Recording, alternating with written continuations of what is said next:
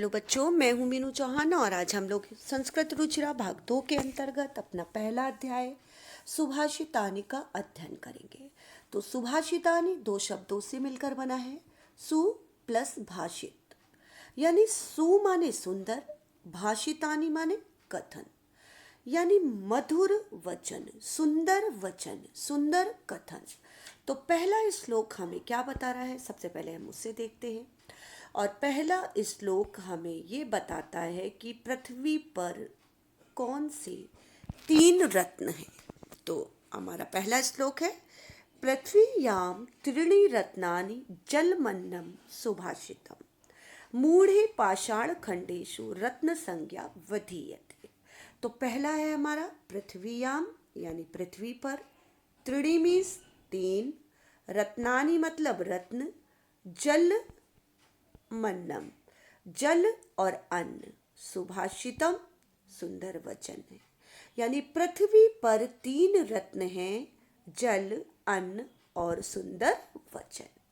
मूढ़े पाषाण खंडेषु रत्न संज्ञा वधीयते। मूढ़े मतलब मूर्ख लोग, पाषाण खंडेषु पत्थर के टुकड़ों को, रत्न संज्ञा रत्नों की संज्ञा, रत्नों का नाम, संज्ञा मतलब नाम, तो रत्नों का नाम वधीयते देते हैं।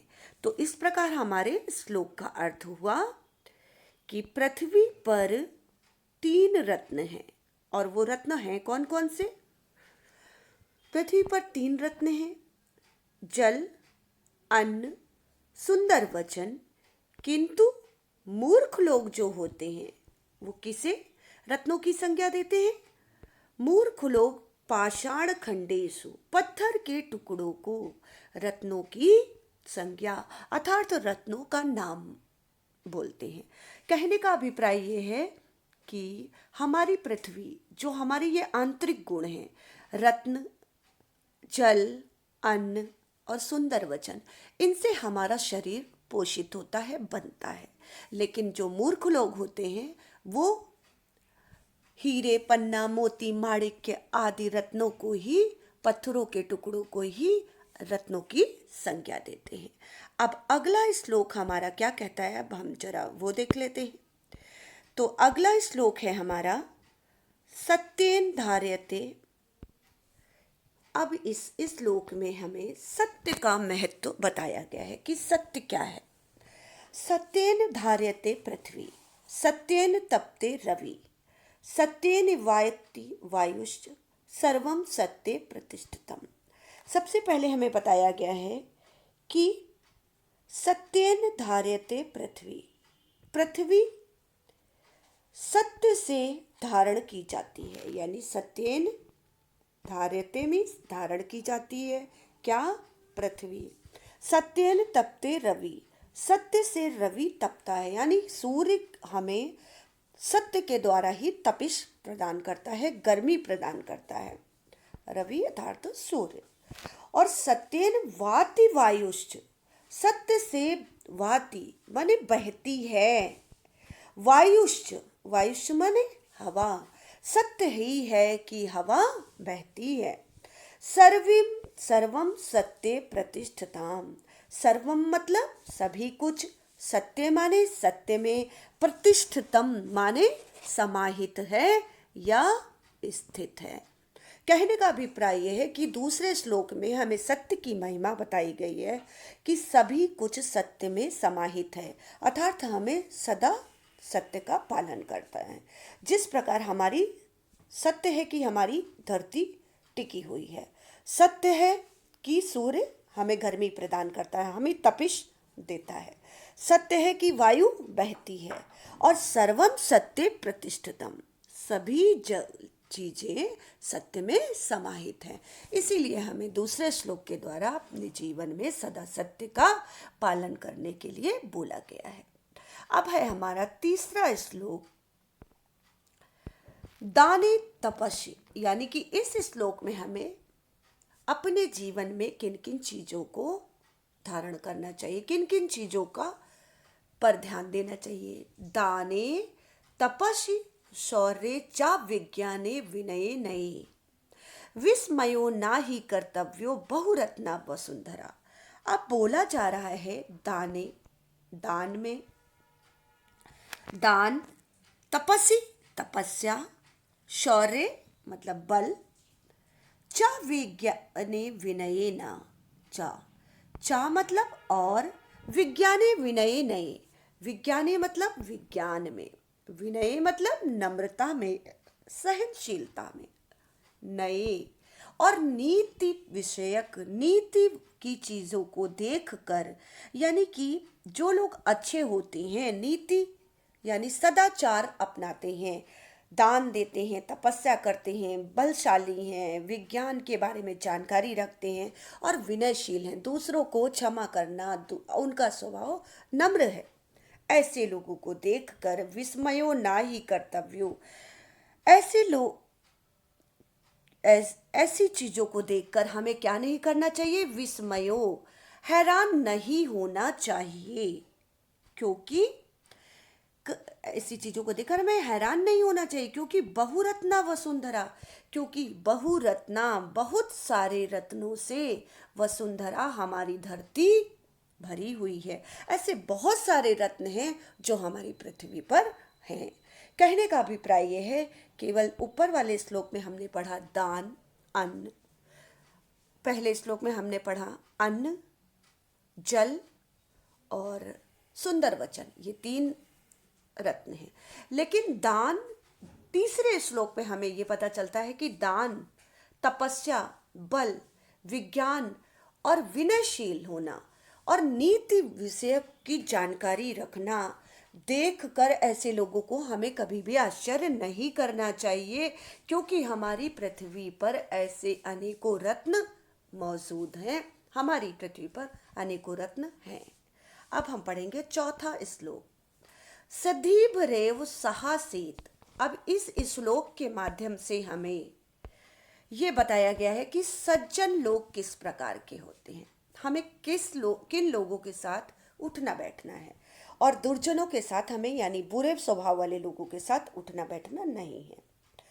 अब पहले बताया जा रहा है सिद्धीब रेव सहासीत, सिद्धीब कुर्वीत संगीतम, सिद्धीब निर्विवादम, मैत्रीम चा न सिद्धीब किंचित समाचरित। सबसे पहले है सिद्धीब रेव सहासीत, यानी कि जो सज्जन लोग हैं उनके साथ सहासीत, हमें क्या करना चाहिए, बैठना चाहिए, यानी जो सज्जन लोग हैं सहासीत, हमें उन्हीं के साथ बैठना चाहिए। सिद्धीब कुर्वीत संगीतम, और सिद्धीब मतलब जो सज्जन लोग हैं, जो अच्छे स्वभाव वाले लोग हैं, कुर्वीत संगीतम, ऐसे लोगों का हमें साथ या संगति करनी चाहिए। संगीतम मतलब साथ या हमें उनकी संगति करनी चाहिए। सिद्धि विवादम मैत्रीम चा न सिद्धि। अब बोला जा रहा है जो सज्जन लोग हैं, जो अच्छे स्वभाव वाले व्यक्ति हैं, हमें उनके साथ ही मैत्री यानी मित्रता करनी चाहिए। ना यानी हमें सज्जनों के साथ उठना बैठना चाहिए और सज्जनों के साथ ही संगति करनी चाहिए। सज्जनों के साथ ही सिद्धि भी विवादम मैत्रीम चाना सिद्धि भी। अब सज्जनों के साथ ही हमें विवाद भी करना चाहिए, अर्थात लड़ाई झगड़ा, और मैत्री भी हमें सज्जनों के साथ ही करनी चाहिए। ना सिद्धि भी किंचित समाचरित। अब यह बोला जा रहा है ना सिद्धि भी, जो लोग सज्जन नहीं हैं, जो लोग दुर्जन हैं, जिनके स्वभाव अच्छे नहीं हैं, उनके साथ हमें किंचित यानी कि बिल्कुल भी कोई भी व्यवहार नहीं करना चाहिए। हमें कोई भी उनका आचरण ग्रहण नहीं करना चाहिए। यानी हमें सज्जनों से मित्रता करनी है, सज्जनों के साथ उठना बैठना है, उन्हीं के साथ हमें रहना है, साथ करना है, और सज्जनों से ही हमें विवाद और लड़ाई झगड़ा करना है, और सज्जनों से ही हमें मैत्री करनी है यानी मित्रता, और ना सिद्धि भी, दुर्जनों से हमें कोई भी व्यवहार नहीं रखना है। ये है हमारा चौथा श्लोक। अब हम पढ़ेंगे पांचवा श्लोक कि हमें पांचवें श्लोक में क्या बताया गया है। तो सबसे पहले हमें पांचवें श्लोक में ये बताया गया है कि हमें विद्या और अनाज यानी भोजन करने में कभी भी संकोच नहीं करना चाहिए। जब हम विद्या ग्रहण करते हैं या हम भोजन ग्रहण करते हैं तो हमें कभी भी कोई संकोच नहीं करना चाहिए। क्यों? क्योंकि धन धान्येषु प्रयोगेषु, अब बोला जा रहा है धन धान्य प्रयोगेषु विद्यायाम सरंगेषु च आहारे व्यवहारे च त्यक्त लज्जा सुखी भवेत्। धन धान्य प्रयोगेषु यानी धन और अनाज के प्रयोग करने पर, विद्या संग्रहेषु यानी विद्या अर्थात ज्ञान की कमाई करने पर हमें कभी भी संकोच नहीं करना चाहिए। धन और अनाज के खर्च करने पर, प्रयोगेषु धन और अनाज के खर्च करने पर, विद्या के संग्रह मतलब कमाई करने पर, उसको जोड़ने पर, और आहारे व्यवहारे चा त्यक्त लज्जा और भोजन और आपसी व्यवहार, आहारे मतलब भोजन, व्यवहारे चा त्यक्त लज्जा, भोजन और आपसी व्यवहार में हमें लज्जा का त्याग करना चाहिए।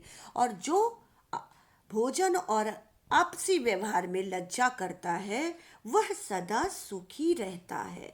क्योंकि जब हम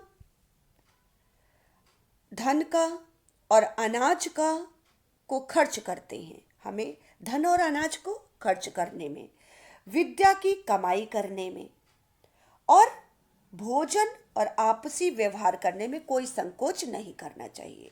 और जो व्यक्ति इन चीज़ों को करता है वो हमेशा ही सुखी रहता है। अब है हमारा अगला श्लोक, और अगला श्लोक हमें क्या बता रहा है?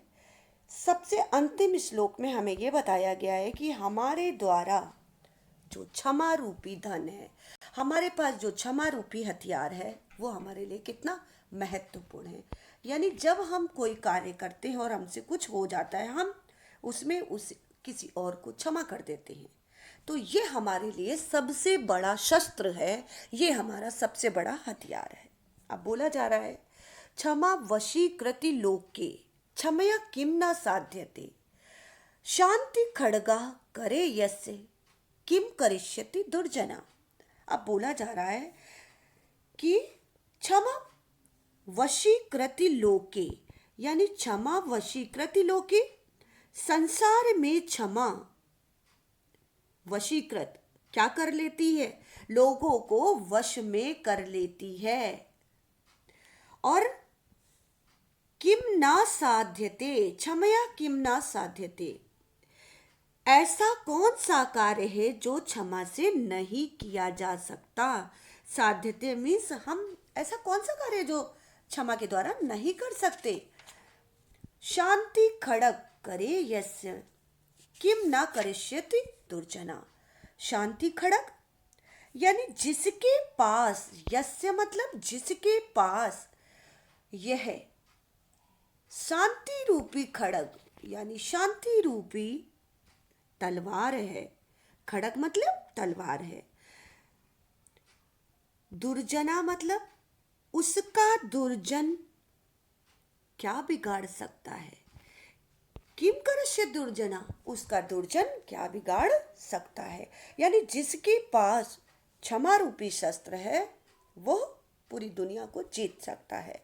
जिस प्रकार हम क्षमा करके दूसरों को अपने वश में कर लेते हैं, यानी जिसके पास ये क्षमा रूपी शस्त्र है वो दुनिया में क्या नहीं कर सकता। तो इन श्लोकों के माध्यम से आपको सदाचार का पाठ पढ़ाया गया है कि जीवन में हमें क्या क्या चीज़ें करनी हैं। यानी कि सबसे पहले हमें हमारे पास जो सुंदर वचन, जल, अन्न, इन चीज़ों को ध्यान रखना है, सत्य का पालन करना है, दान तपस्या आदि करनी है। लेकिन यहाँ पर दानी तपसे सौर्य चा, तपस्या मीन्स आपको पढ़ाई करना है। सज्जनों का हमें हमेशा साथ करना है और विद्या की कमाई करने में, आहार व्यवहार में, दूसरों के साथ व्यवहार में हमें कभी संकोच नहीं करना चाहिए। अंतिम श्लोक में हमें बताया गया है कि हमें अपने अंदर क्षमा को धारण करना है, यानी हमने सहनशील होना है, साथ साथ शांति रूपी तलवार हमारे पास, यानी क्षमा, अगर हम किसी को क्षमा कर देते हैं तो इससे बड़ा शस्त्र हमारे पास नहीं है।